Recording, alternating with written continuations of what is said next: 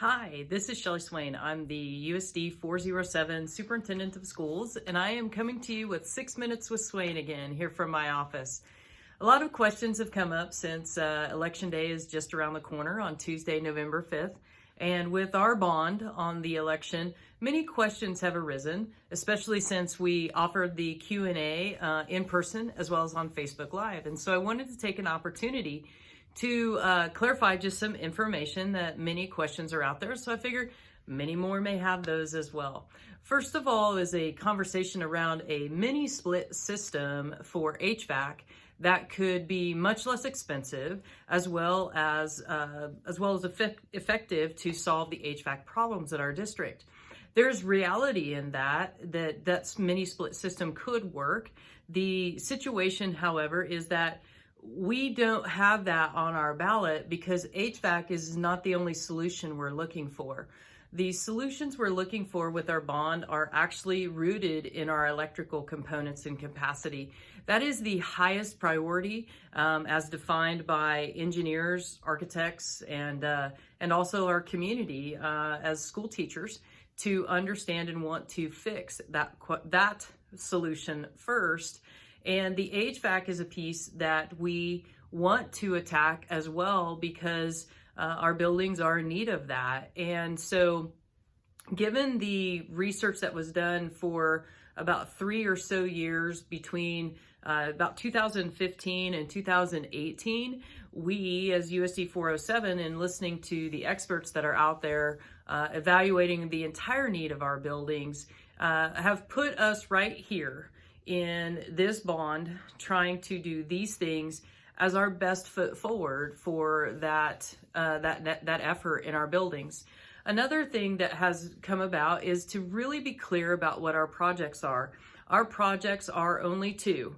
First and foremost, that electrical capacity and safety and security in our buildings through that electrical capacity and building that so that it is updated to 2019 standards. And secondly, the heating, ventilation, and air conditioning. The heating and ventilation piece is a refurbishing.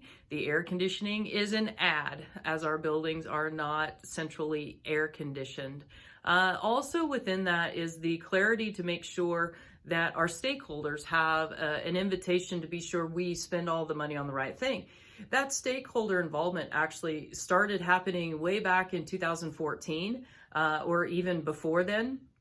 Many open meetings, many opportunities to have a conversation, to do building tours throughout the past several years have been a piece of that puzzle. The other thing was there was a task force, and then finally in the summer of 2018 there was a survey that was sent by mail through the Docking Institute at Fort Hays State University.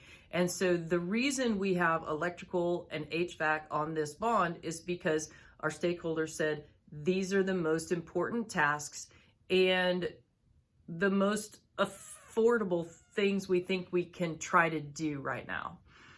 The costs in the projects, there's no real design that says the electrical upgrades will cost exactly this much in each building. And the reason DCS and LST Engineering hasn't given us that is because they know, as they do this for a living, that many buildings of the age that we have will sometimes get into something and they don't want to say it'll cost exactly this much money to do this much stuff at Rupenthal Middle School. And then when we get into those walls and come into that 1938 structure and go, holy cow, look at that.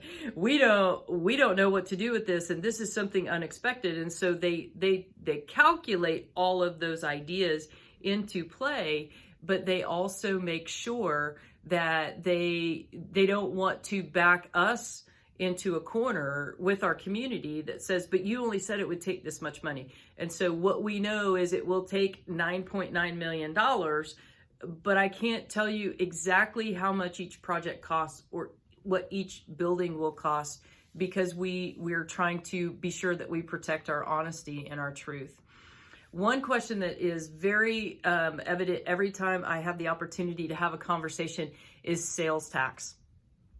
Sales tax is, again, a taxation that most people feel most comfortable with, because I get to have a determination how much I pay by how much I buy in my community.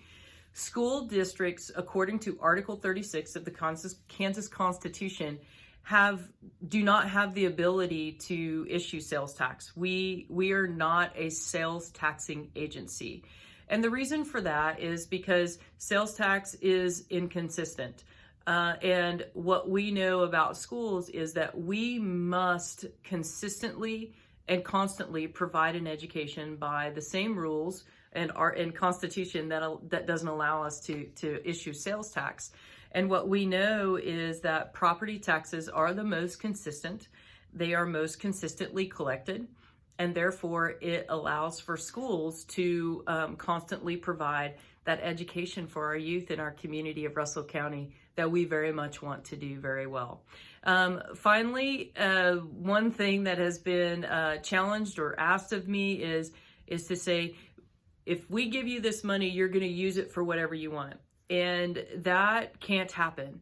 By law, we are required at USD 407, if this bond issue passes, to absolutely and only use it for the two projects that we listed: the electrical upgrades and updating of each of the 4 attendance centers, and secondarily, so that HVAC can be refurbished and handled in each of those attendance centers as well. I hope that this trust is something that we can continue to develop and continue to enlarge and enrich in our lives. I really appreciate our community. Thanks for spending 6 minutes with Swayne. Have a great day.